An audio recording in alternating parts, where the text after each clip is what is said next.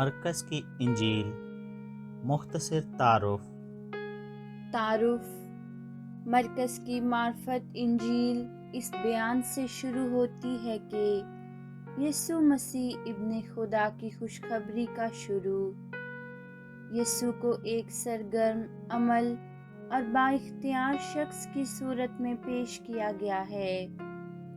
اس کی تعلیم دینے میں بدروحوں پر اور لوگوں کے گناہ معاف کرنے میں اس کا اختیار نظر آتا ہے۔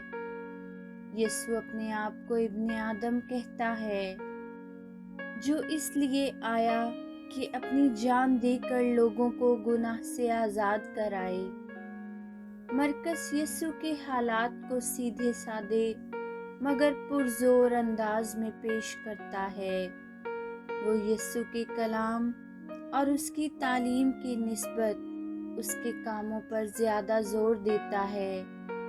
وہ یوحنا بپتسمہ دینے والے کا یسوع کے بپتسمہ اور آزمائش کا مختصر ذکر کرتا ہے۔ اس مختصر تمہید کے بعد وہ فوراً یسوع کی تعلیم دینے اور شفا دینے کی خدمت کا حال لکھتا ہے۔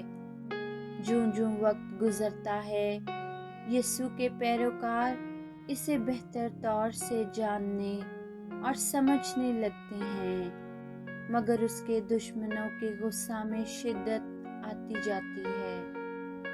آخری ابواب میں یسوع کی زمینی زندگی کے آخری ہفتہ کے واقعات درج ہیں، خاص طور سے اس کی تصلیب اور قیامت جی اٹھنے کے واقعات۔